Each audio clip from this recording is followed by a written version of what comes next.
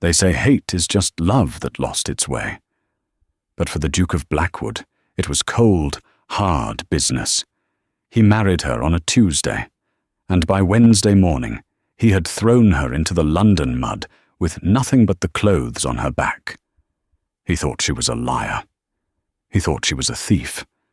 He thought he was rid of her forever. But life has a funny way of settling scores. Exactly 365 days later, he walked into a dimly lit room, looked up, and stopped dead. The woman he destroyed wasn't begging. She was ruling, and she didn't even blink. The rain in London doesn't wash things clean. It merely makes the grime permanent. It was November 14th, 1884. The day was grey, the kind of grey that seeps into the bone and refuses to leave. Inside the drawing room of Blackwood House, the air was stiflingly hot, smelling of beeswax and expensive unlit cigars. Alistair Thorne, the 9th Duke of Blackwood, stood by the fireplace. He was a man composed of sharp angles and colder silences. At 29, he managed one of the largest estates in England with the ruthless efficiency of a butcher. He held a piece of paper in his hand. His knuckles were white. "Are you going to deny it, Clara?" His voice was low, dangerous. Clara Vance stood in the center of the room. She was 22, the daughter of a textile merchant who had died leaving more debts than assets. She had married Alistair 20 hours ago. It had been a transaction, his title for her father's remaining shipping contracts, a deal brokered by lawyers to save her family from the poorhouse and to liquidate assets Alistair needed for his railways. She had worn white velvet. She had trembled when he placed the ring on her finger, not out of fear, but out of a foolish, quiet hope that perhaps, eventually, this cold man might learn to see her. That hope had died at 6 a.m. "I cannot deny what I do not understand, Alistair," Clara said. Her voice shook, but she held her chin high. She was wearing her travelling dress, a modest navy wool, prepared for their honeymoon trip to Dover. That trip was evidently cancelled. "Do not play the innocent with me," Alistair snapped, turning to face her. His eyes, usually a piercing blue, were dark with contempt. "My stepmother found this in your vanity case, hidden beneath the lining." He threw an object onto the table. It landed with a heavy thud. It was the Blackwood sapphire, a brooch worth more than Clara's entire family bloodline. "I did not take that," Clara said, her breath hitching. "I have never even seen it." "And this?" Alistair held up the paper. "A letter to a Mr. Silas Vane, a man known for fencing stolen goods in the East End. You detailed the security of this house. You detailed the layout of the safe." "I don't know who Silas Vane is," Clara cried out, stepping forward. "Alistair, please, look at the handwriting. It isn't mine. It's a forgery.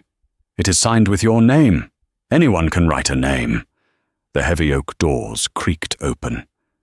Lady Genevieve, the Dowager Duchess, glided in. She was a woman of fading beauty, but sharp instincts, draped in black silk that rustled like dry leaves. She looked at Clara not with anger, but with a pity so performative it felt like a slap. "Oh, Alistair," Genevieve sighed, pressing a handkerchief to her dry eyes. "Don't be too harsh. She is a merchant's daughter. Perhaps stealing is simply how they survive. We cannot blame a dog for eating from the trash." "I am not a thief," Clara whispered, looking from the dowager to her husband. "Alistair, look at me. We spent the evening talking. You told me about your plans for the railway.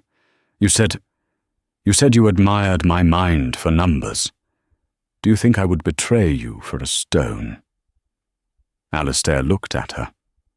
For a second, he hesitated. He remembered the dinner the night before. She had been intelligent, witty. She hadn't fawned over him like the debutantes of the season. But then he looked at the brooch. He looked at the letter. The evidence was physical. His trust was fragile, built on a lifetime of guarding his inheritance from leeches. "I will not have a thief as the Duchess of Blackwood," Alistair said, his voice turning to ice. "And I will not have a liar in my bed. Alistair, get out!" The silence that followed was louder than the storm outside. "You cannot mean that," Clara said. "I have nowhere to go. My father's house is sold. The accounts are transferred to you." "You should have thought of that before you robbed me," he said, turning his back to her. "I will not call the constables for the sake of the scandal. That is the only mercy you will receive. You will leave this house immediately. You will take nothing but what you are wearing. If you ever speak my name, or claim to be my wife, I will have you arrested for grand larceny." Clara looked at his broad back. She looked at Genevieve, who offered a tiny, victorious smirk behind her handkerchief. Clara realized then that this was not a misunderstanding. This was an execution. She didn't cry. She didn't beg. The daughter of a merchant knew when a deal had gone bad. She swallowed the bile in her throat, straightened her spine, and turned around. "You are making a mistake, my lord," she said, her voice clear. "And it will cost you more than a sapphire." She walked out of the drawing room, past the frozen servants, Mr. Halloway the butler, who looked at his shoes in shame, and opened the heavy front door. The wind caught the door, ripping it from her hand. The rain lashed at her face instantly. She stepped out onto the granite steps of Mayfair, and the door slammed shut behind her. The sound was final. She was the Duchess of Blackwood for exactly 20 hours. Now she was just a woman alone in the rain, with 5 shillings in her pocket, and a name that was now a curse. The descent was not instant. It was a slow, grinding humiliation. For the first 3 nights, Clara stayed in a boarding house in Bloomsbury, a respectable but fading establishment. She spent 3 of her 5 shillings on the room and tea. She wrote letters to her father's old associates: Mr. Thaddeus Green, cotton importer; Sir Arthur Pendleton, banker. She received one reply. It was from Mr. Green's secretary. "In light of the rumours regarding your expulsion from Blackwood House, Mr. Green cannot be seen to offer assistance." The rumours had travelled faster than the carriage that took her away. The Dowager had been busy. The story circulating London was not that Clara was accused of theft, but that she had been found in bed with a stable hand. It was a lie so dirty, so thorough, that it rendered her untouchable. By the second week, the money was gone. Clara was forced to move. She went south, crossing the river to Lambeth, where the air tasted of coal smoke and the Thames smelled of rot. She found a room above a tannery. It was the size of a closet. The rent was paid by selling her wedding ring, a simple gold band she had hidden in her glove. She needed work. But she couldn't be Clara Vance. Clara Vance was a pariah. She walked the streets of Cheapside, looking for "help wanted" signs. She tried to get work as a governess, but they asked for references. She tried to get work as a seamstress, but her fingers were too slow. December came, bringing snow that turned to brown slush. Hunger is a strange companion. At first it hurts, then it makes you dizzy. Finally, it makes you cold. Deeply, violently cold. On December 20th, Clara collapsed. She fell on the cobbles outside a tobacco shop on Threadneedle Street. She expected to be kicked or ignored. Instead, she felt a hand on her shoulder. "Easy there, love. You look like you've gone 10 rounds with a ghost." Clara opened her eyes. Standing over her was a woman who looked to be made of iron and rouge. She wore a dress that was too bright for the morning, and a hat with a violently purple feather. I'm fine, Clara whispered, trying to stand. She failed. You're starving, the woman said flatly. She helped Clara up with surprising strength. Name's Mrs. O'Malley. I run a place. Not a nice place, mind you, but it's warm. Come on. Mrs. O'Malley's place was the Golden Sovereign, a pub near the docks that catered to sailors, gamblers, and men who didn't want to be found. They sat in the back room. Mrs. O'Malley placed a bowl of stew in front of Clara. Eat slow or you'll sick it up. Clara ate. As she ate, she saw Mrs. O'Malley struggling with a ledger on the table. The older woman was cursing, counting on her fingers. The devil take these numbers, O'Malley grumbled. The brewer says I owe him £40. I say it's 30, and I can't prove it because my handwriting looks like a spider walked through ink. Clara put down her spoon. She looked at the ledger. It was a mess of ink blots and scratches. But Clara saw the pattern. She had managed her father's books since she was 15. May I? Clara asked. Mrs. O'Malley eyed her. You can read? I can do more than read, Clara said. She pulled the book toward her. She dipped the quill. Within 10 minutes, she had corrected the columns, found the error, the brewer was double counting the keg returns, and balanced the sheet. You don't owe 40, Clara said, her voice gaining a shred of strength. You owe £22 and 6 shillings, and he owes you a refund on the sour ale from last month. Mrs. O'Malley stared at the page. Then she stared at Clara. Who are you, girl? Clara paused. She thought of the Duke. She thought of the rain.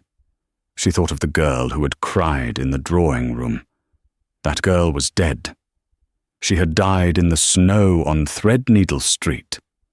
Clara looked up, her eyes hard. My name is Sterling, she said. Miss Elena Sterling. Well, Miss Sterling, O'Malley grinned, revealing a gold tooth. Can you handle a deck of cards as well as you handle a pen? I can learn. Good, because I'm moving up in the world. I'm opening a private club in Covent Garden. High stakes. Gentlemen only. I need someone who can keep the books, spot a cheat, and keep her mouth shut. You interested? Clara looked at the dirt under her fingernails. She looked at the warm fire.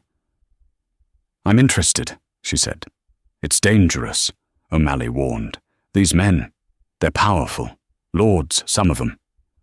I'm not afraid of lords, Clara said, and for the first time in a month, a cold, sharp smile touched her lips. They bleed just like the rest of us. The year turned. 1884 became 1885. Miss Elena Sterling was born. She dyed her hair from a soft, honey brown to a stark, raven black. She wore high-collared dresses of emerald and crimson silk. She learned the mathematics of probability. She learned how to shuffle a deck with one hand. She learned that men revealed their true selves, not when they won, but when they lost. She became the manager of the Gilded Cage, the most exclusive, secretive gambling den in London. And she waited, because she knew, with the certainty of a mathematician, that eventually the numbers would align, and he would walk in. While Clara Vance was learning to survive in the smoke and grime of Lambeth, the Duke of Blackwood was living in a mausoleum of his own making. Blackwood House had always been quiet, but in the months following Clara's expulsion, the silence became heavy, almost suffocating. It was a silence that screamed. Alistair Thorne threw himself into his work. He expanded the Northern Railway lines. He ruthlessly acquired 3 shipping competitors. He was richer than he had ever been. He was also sleeping 3 hours a night and drinking brandy before noon. He told himself he was angry. He told himself he had dodged a bullet.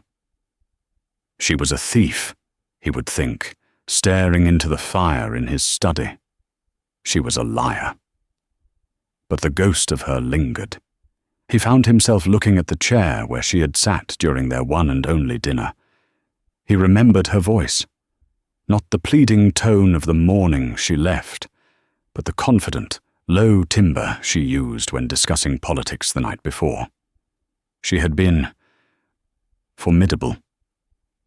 It was March 1885, 4 months after the separation, when the first crack appeared in Alistair's conviction. It happened over breakfast. The morning room was bright, the sun reflecting off the silver service. The Dowager Duchess, Genevieve, sat opposite him. She was in high spirits, buttering her toast with delicate precision. "Alistair, darling," she said, pausing to sip her tea. "I was thinking. The season is approaching. It is time you put this nasty business behind you. Lord Ellingham has a daughter. A sweet thing. Not complicated like the last one." Alistair didn't look up from his newspaper. "I am still married, Genevieve, in the eyes of the church and the law. A formality," she waved a hand. "An annulment can be arranged. Non-consummation, or abandonment." After all, she ran away. Alistair's hand tightened on the paper. "She didn't run," he thought. "I threw her out." "I am not interested in the Ellingham girl," Alistair said coldly. "You need an heir," Genevieve pressed. "And you need money. The estate is making record profits," Alistair snapped. "I checked the ledgers last night." Genevieve froze. The butter knife hovered an inch above her plate. It was a microscopic reaction, a momentary lapse in her perfect composure. But Alistair saw it. He had spent his life watching men across negotiation tables. He knew what fear looked like. "You checked the ledgers?" she asked, her voice a little too high. "I did. Why?" "No reason." She smiled, though it didn't reach her eyes. "I just worry you work too hard. You should leave the household accounts to Mr. Halloway." That night, Alistair did not sleep. That tiny flicker of fear in his stepmother's eyes gnawed at him. At 2 a.m., he went down to the study. He didn't pull the business ledgers, he pulled the household accounts, the books that Genevieve and the butler, Halloway, managed. He began to read. At first it looked normal. Expenses for food, coal, wages. But Alistair had a mind like a steel trap for numbers. It was the one thing he and Clara had truly shared. He began to see patterns. There were payments to vendors he didn't recognize. A Mr. T.S. Vane appearing in the expense reports for antique restoration. Vane. The name hit him like a physical blow. Silas Vane. The name on the letter he had found in Clara's vanity. The fence. The criminal. Why was the household account paying the man Clara had supposedly conspired with? Alistair felt the room spin. He stood up, knocking his chair over. He grabbed the ledger and stormed out of the house, ignoring the footman who scrambled to open the door. He hailed a carriage and gave an address in Whitechapel, a place no duke should ever go. It took him 3 days of bribery and threats to find the real Silas Vane. Vane was not a mastermind. He was a pawnbroker operating out of a cellar that smelled of wet dog and gin. When Alistair Thorne, 6'2" and dressed in a coat worth more than the building, kicked the door open, Vane nearly wet himself. Alistair slammed the ledger onto the counter. He slammed the forged letter next to it. "Tell me," Alistair growled, grabbing the little man by his collar. "Do you know a Clara Vance?" "Never heard of her. I swear," Vane squealed. "Then why is your name in my household books? And why is this letter addressed to you?" Vane squinted at the letter. Then he laughed, a nervous, wheezing sound. "That ain't addressed to me, Gov. That's a prop, a fake. Look at the lingo. The layout of the safe. We don't talk like that. That's how a rich person thinks a thief talks. And the payments?" Alistair tightened his grip. "Restoration," Vane choked out. "I do. Side jobs. For the lady, the old one, Lady Genevieve." The world stopped. "What kind of jobs?" "She gives me paste jewelry," Vane confessed, trembling. "Fakes. High-quality glass. I swap 'em out for the real gems in the settings. She keeps the fakes, I sell the real stones, and we split the profit. She's been bleeding your collection dry for 5 years, Your Grace." Alistair released him. Vane slid to the floor, coughing. "And the Blackwood sapphire," Alistair whispered. The horror was rising in his throat, bitter and acidic. "She brought it to me a week before your wedding," Vane said. "She wanted me to copy it. Said she needed a duplicate to plant on someone.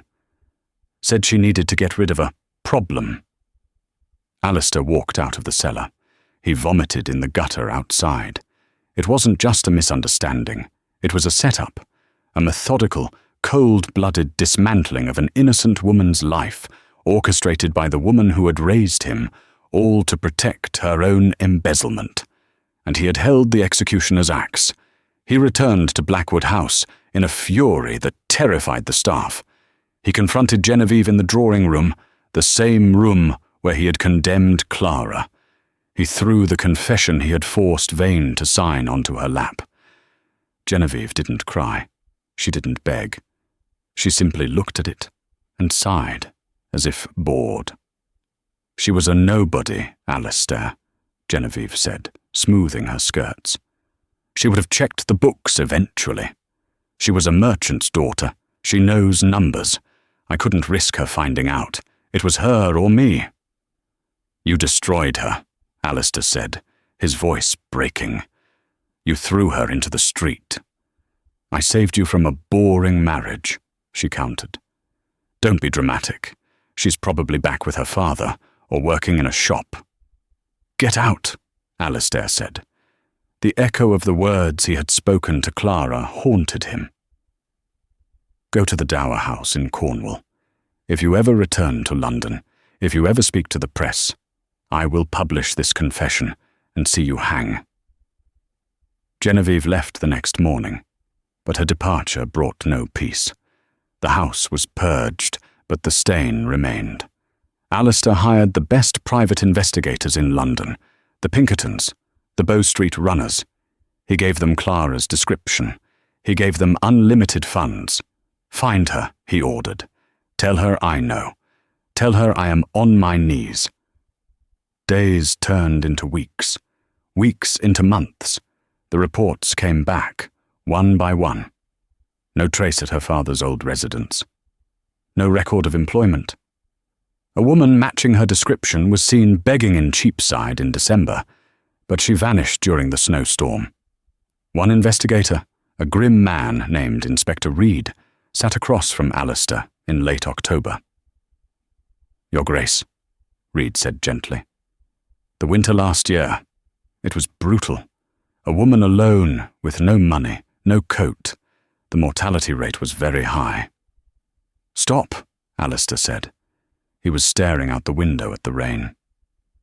"We checked the morgues," Reed continued relentlessly. "There were several Jane Does in January, unidentified, buried in paupers' graves." "I said stop!" Alistair roared, smashing his glass against the fireplace. He didn't want to hear it. He couldn't hear it, because if she was dead, then he was a murderer. He stopped sleeping. He stopped going to the office. He became a ghost in his own home, haunted by the memory of a girl in a white velvet dress who had looked at him with hope, and whom he had destroyed with a word. November 14th, 1885, exactly 1 year later. London was wrapped in fog, a thick yellow pea-souper that muffled the sound of carriages and made the gas lamps look like floating eyes. Alistair Thorne sat in his club, staring at a glass of scotch he hadn't touched. He looked terrible. He had lost weight. His eyes were hollowed out, dark circles bruising the skin beneath them. He hadn't shaved in 2 days. "Good God, Alistair," a voice drawled. "You look like you're attending your own funeral." Lord Arthur Cavendish dropped into the leather chair opposite him. Arthur was everything Alistair was not, loose, joyful, and perpetually scandalous. Go away, Arthur, Alistair grunted. Absolutely not, Arthur signalled for a waiter. It is the anniversary of your liberation from the shackles of matrimony. We should be celebrating. Instead, you're moping. It's pathetic. I am not moping. I am thinking. You are rotting, Arthur corrected. Come, I'm taking you out. I have no interest in the opera or the brothels or whatever depravity you have planned. Oh, this is something new. Arthur leaned in, his eyes gleaming with mischief. Have you heard of the Gilded Cage? Alistair frowned. The rumour? A gambling hell for the elite? Not a rumour, Arthur grinned.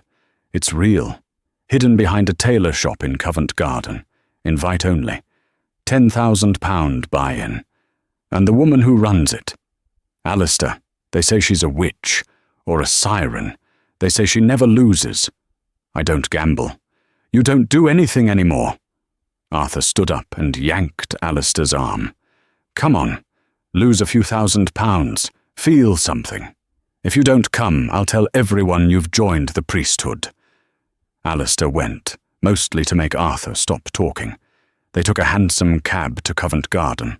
They walked down a dark alley, past crates of rotting cabbage, to an unmarked black door. Arthur knocked a specific rhythm. A slide opened. Eyes inspected them. The door swung inward. The transition was jarring. They stepped from the wet, cold alley into a world of suffocating luxury. The walls were lined with red velvet. Crystal chandeliers dripped light from the ceiling. The air was thick with the scent of expensive Turkish tobacco, jasmine perfume, and the metallic tang of gold. It was quiet, but not the dead quiet of Blackwood House. This was the quiet of intense concentration. Men in evening dress stood around tables of roulette, baccarat, and whist. Champagne flowed, but nobody was drunk. The stakes were too high for drunkenness. Impressive, Alistair admitted, handing his coat to a silent attendant. Wait until you see the high table, Arthur whispered. They moved through the crowd. In the centre of the room, on a raised dais, sat a single table of 21. 3 men were seated there, a Russian count, an American railway tycoon, and a member of parliament. They all looked sweaty and anxious. Facing them was the dealer. Alistair looked at her, and the air left his lungs. She was striking. That was the first thing. She wore a dress of black silk, cut scandalously low, hugging a figure that was both slender and curvaceous.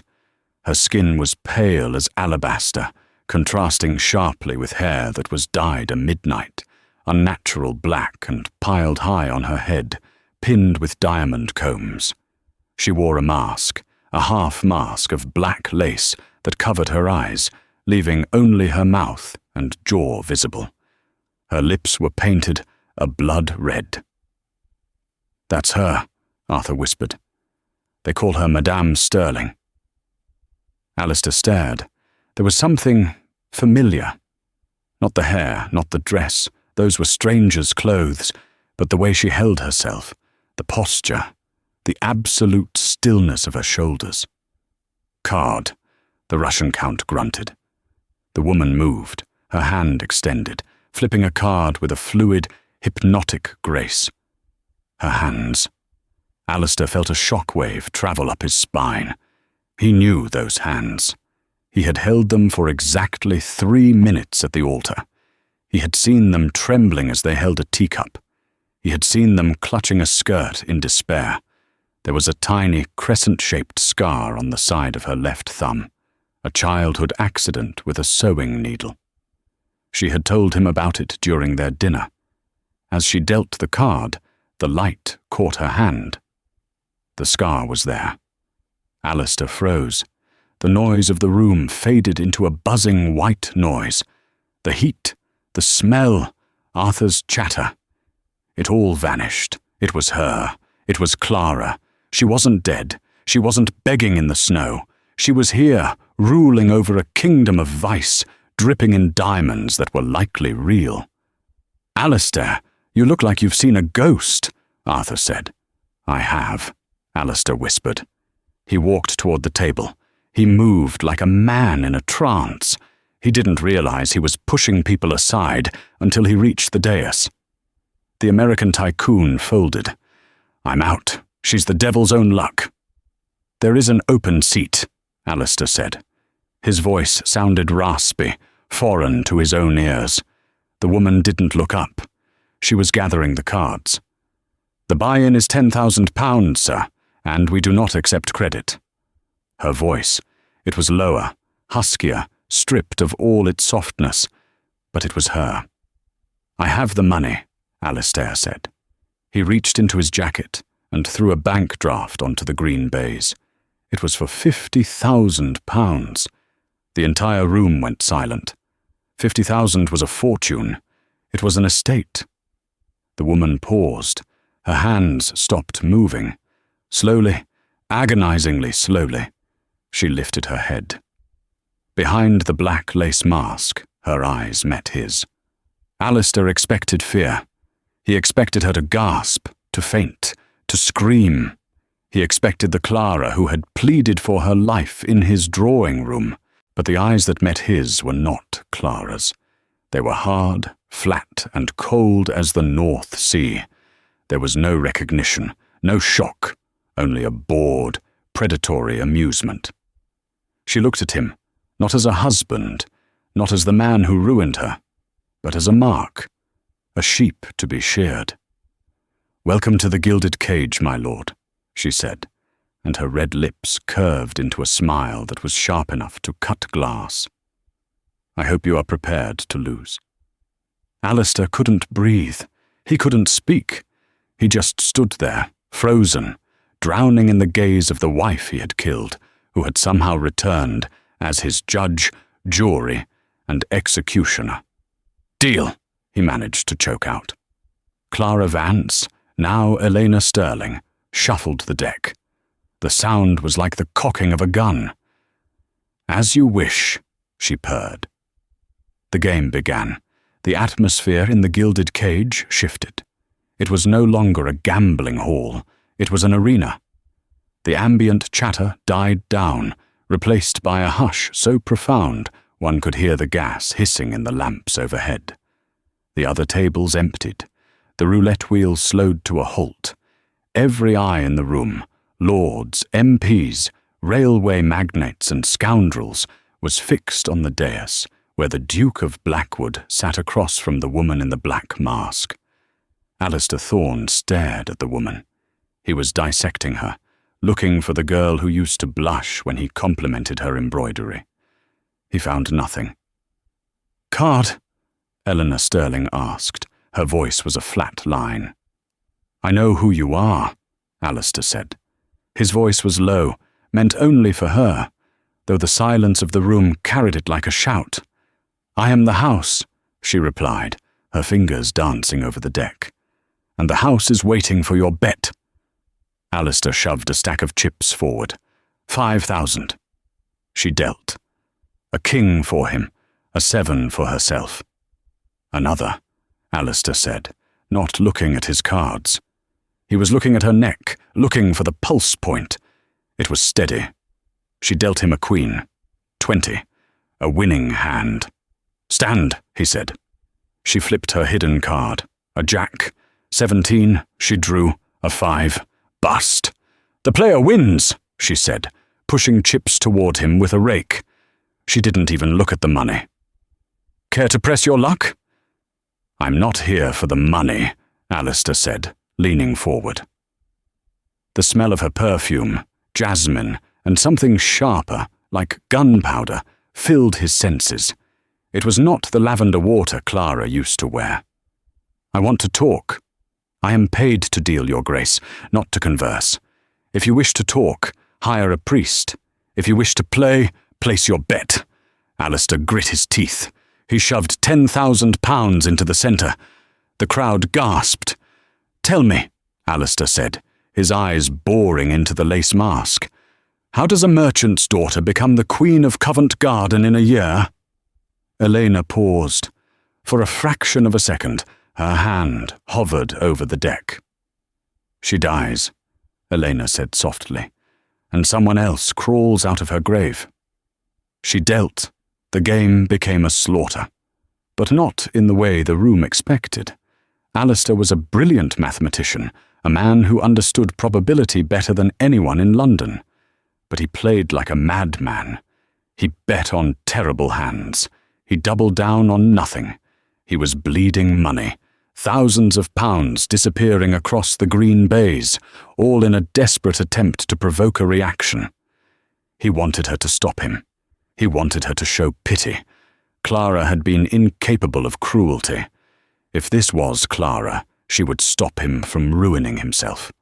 But Elena Sterling simply raked in the chips. She stacked them with rhythmic, mechanical precision. "You are losing a fortune, my lord," she noted coolly, after he lost another 4,000 on a pair of threes. "I have plenty to lose," Alistair snapped. "I lost the only thing of value a year ago." "Careless of you," she drawled. "Perhaps you should have held on to it tighter." "I didn't lose it," he whispered, his voice cracking. "I threw it away. Because I was a fool. Because I listened to a liar." Elena looked up. Her eyes, behind the lace, narrowed slightly. "Liars are everywhere, Duke. It is the way of the world. Only children believe in truth." "I know about the sapphire," Alistair said. The card in her hand bent slightly. It was the first physical sign of stress he had seen. "I know about Genevieve," he pressed, leaning in, his desperation radiating off him like heat. "I know she framed you. I know you are innocent. I have the confession. I have been looking for you for 10 months, Clara." He used her name. The sound of it hung in the air, heavy and forbidden. The crowd murmured. "Clara? Who is Clara?" Elena Sterling did not flinch. She did not cry.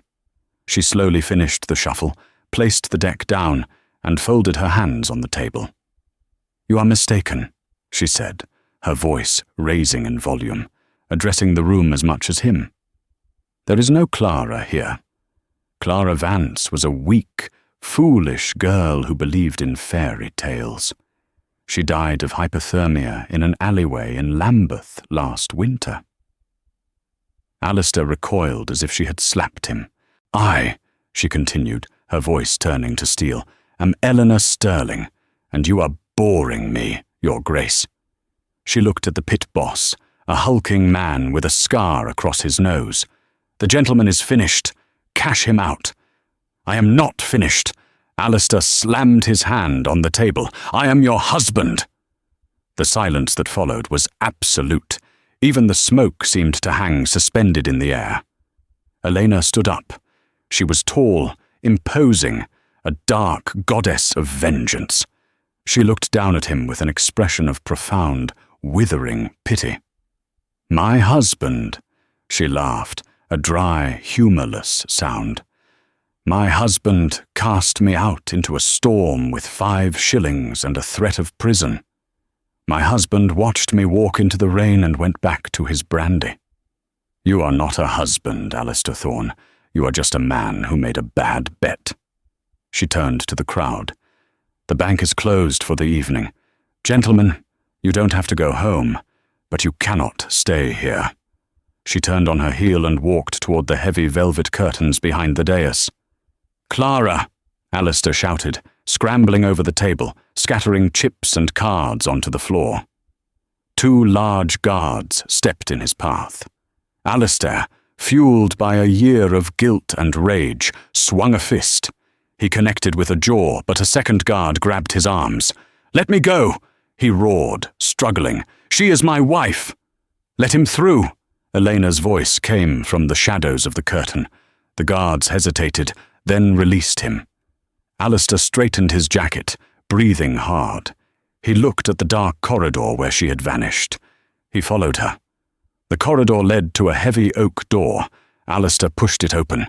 He entered a room that was the antithesis of the chaotic gambling hall. It was a sanctuary. Books lined the walls, ledgers, histories, novels. A fire crackled in a modest hearth. A pot of tea steamed on a side table. Elena stood by the window, looking down into the alley where the carriages were waiting. She had removed the mask. It lay on the desk, a hollow shell of black lace. Alistair closed the door and locked it. She turned to face him. Without the mask, the truth was undeniable. It was Clara. But the softness was gone from her face. Her cheekbones were sharper, her skin paler. There were shadows under her eyes that spoke of sleepless nights and hard decisions. The scar on her thumb was white against the black silk of her dress.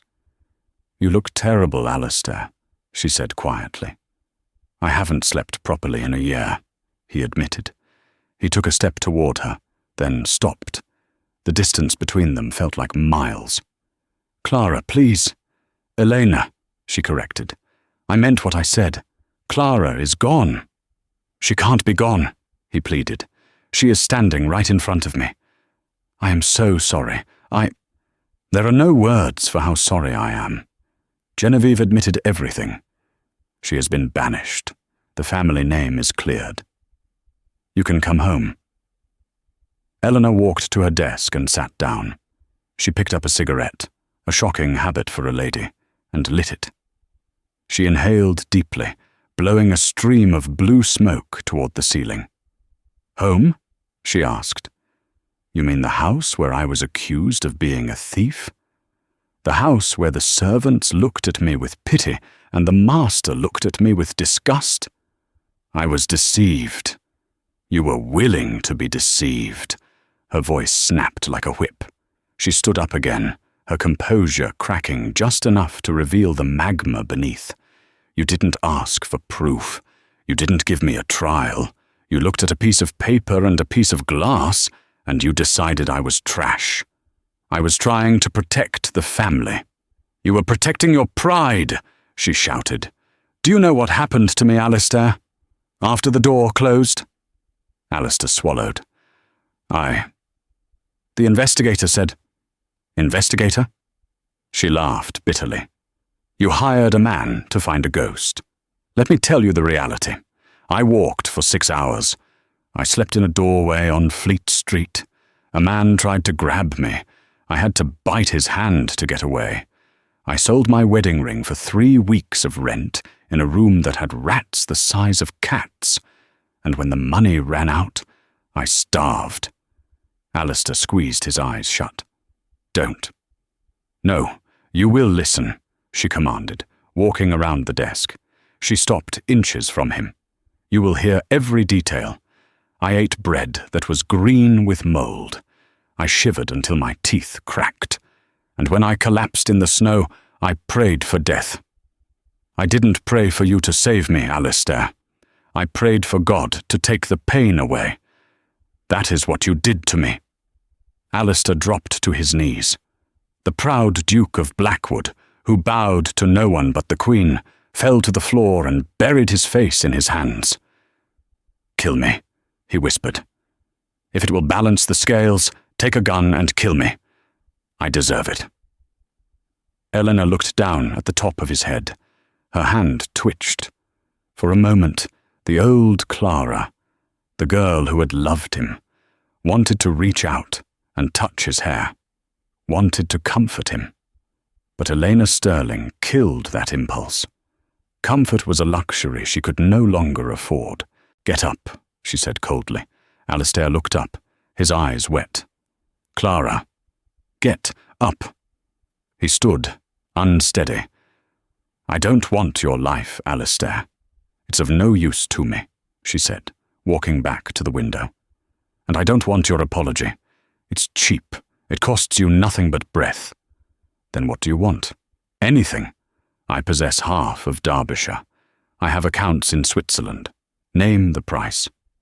"I have my own money now," she said, gesturing to the opulent room.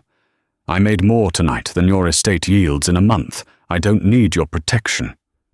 "Then what?" he asked, helpless. "How do I fix this?" Elena turned to him. The firelight caught the diamonds in her hair, making them look like a crown of stars. "You want me back?" she asked. "More than anything. I love you. I realized it too late, but I love you." "Love," she mused, tasting the word like it was sour wine. "You don't love me, Alistair. You love the memory of the girl you destroyed, and you want her back to assuage your guilt. But she isn't coming back. If you want me, this woman, the gambler, the survivor, the queen of diamonds, then you have to earn it." "How?" She walked to the door and opened it. The cold draught from the hallway rushed in. "We are strangers," she said. "I am not your wife. I am Elena Sterling. If you want me, you will have to court me, and not with flowers or poetry. You will have to prove that you are worthy of me." "I will," Alistair vowed. "I will do anything." "Good," she said. Her eyes were hard. "Then start by leaving." "Clara." "Elena," she corrected sharply. "And the club is closing. Get out!" Alistair stood there for a long moment. He looked at the woman who had once promised to obey him, who now commanded him with a terrifying authority. He nodded slowly.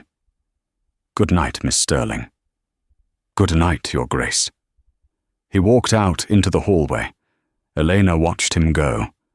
As soon as he turned the corner, her mask of indifference crumbled. She grabbed the edge of the doorframe, her knuckles white. Her breath came in ragged gasps.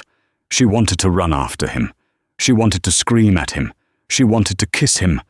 But she closed the door. She turned the lock. Click. Inside the room, she slid down against the wood, sitting on the floor in her silk and diamonds. She didn't cry. She just closed her eyes and breathed. The game had begun. And this time, she held all the cards. Outside, Alistair Thorne stepped into the alley. The rain had returned, a cold, biting drizzle. It was exactly 1 year and 1 day since he had thrown her out. Now, he stood in the rain, cast out by her. He looked up at the darkened window of the club. He didn't feel despair. He felt a strange, burning resolve. He pulled his collar up against the cold. "I will win you back," he whispered to the rain, "if it takes a lifetime." He walked into the London night, leaving the ghost of the Duke behind, ready to become the man she needed. The courtship of Elena Sterling by the Duke of Blackwood did not begin with roses or poetry. It began with a ledger. 2 nights after the confrontation, Alistair returned to the gilded cage. The room quieted as he entered, patrons expecting another scene, another shouting match. But Alistair simply walked to the bar, ordered a seltzer, and sat in a corner. He didn't approach the high table. He didn't stare. He simply opened a briefcase and began to work on his own railway papers. He came back the next night, and the next. For 2 weeks, the Duke of Blackwood became a fixture in the London underworld. He became the silent guardian of the room. When a drunk earl tried to grab a waitress, Alistair didn't call for the bouncers. He simply stood up, walked over, and whispered something in the earl's ear that made the man turn pale and flee. Elena watched him from her dais. She saw the dark circles under his eyes fading. She saw him interacting with her staff, not as servants, but as people. He tipped the coat check girl generously. He discussed horse racing odds with the bartender. He was shedding the skin of the arrogant aristocrat. On the 15th night, after the club had cleared out, and the staff was wiping down the tables, Alistair approached the dais. Eleanor was counting the knight's take. She didn't look up. "You are persistent, Your Grace." "Alistair," he corrected gently. "And I noticed an error in your tally for the roulette table. The croupier miscalculated the payout on the 00. Elena stopped. She looked at the sheet. He was right. She looked up at him. "You are auditing my club?" "I am offering my services," he said, a ghost of a smile touching his lips. "I am told I have a head for numbers. and I hear you are short a bookkeeper since you promoted yourself to owner." Elena studied him. "And what is your fee?" "Dinner," he said. "Not at a restaurant, not at a ball. Here, bread and cheese. Just us." She hesitated. The wall she had built was thick, reinforced with a year of pain. But she was tired, and he looked different, humble. "Sit," she said, gesturing to the chair opposite her. They ate bread and cheese at 3 a.m., surrounded by the smell of stale smoke and velvet. They didn't talk about the past. They talked about the railway. They talked about the mathematics of poker. For the first time in a year, Clara Vance laughed. It was a rusty, quiet sound, but to Alistair it sounded like a choir. But the underworld is a jealous beast, and the gilded cage had attracted eyes far more dangerous than the aristocracy. It was late December. The snow was falling again, thick and silent. Alistair had just left the club to hail a carriage for Eleanor. He was waiting by the curb when he heard a sound that stopped his heart. A scream, cut short. He spun around. The alleyway entrance to the club was blocked by 3 men. They were not gentlemen. They wore rough wool and carried heavy cudgels. In the centre, held by her hair, was Eleanor. "Let her go," Alistair said. His voice was calm, but it was the calm before a massacre. The leader, a brute known in the East End as Blind Bill, laughed. "Go home, Toff. This is business. The lady hasn't paid her protection money to the Bermondsey boys." "I don't pay protection," Elena spat, struggling. "I pay my guards." "Your guards are sleeping," Bill grinned, revealing rotted teeth. "Little opium in their tea. Now we're taking the safe, and we're taking you as collateral." Alistair didn't think. He didn't consider his title, or the scandal, or his lack of fighting experience. He saw the woman he loved in the grip of a monster. He charged. It was not a gentleman's duel. It was a brawl. Alistair tackled the man holding Eleanor, driving him into the brick wall. The impact jarred his shoulder, but he swung a fist, connecting with a nose. Bone crunched. "Run, Eleanor!" he shouted. She didn't run. She grabbed a discarded bottle from the alley floor, smashed it against the wall, and thrust the jagged glass at the second attacker, who was moving toward Alistair. "Get back!" she screamed, her eyes wild. For a moment, the Duke and the gambling queen fought back to back. Alistair took a heavy blow to the ribs from a cudgel. He gasped, falling to one knee. Blind Bill raised a knife, aiming for Alistair's neck. "No!"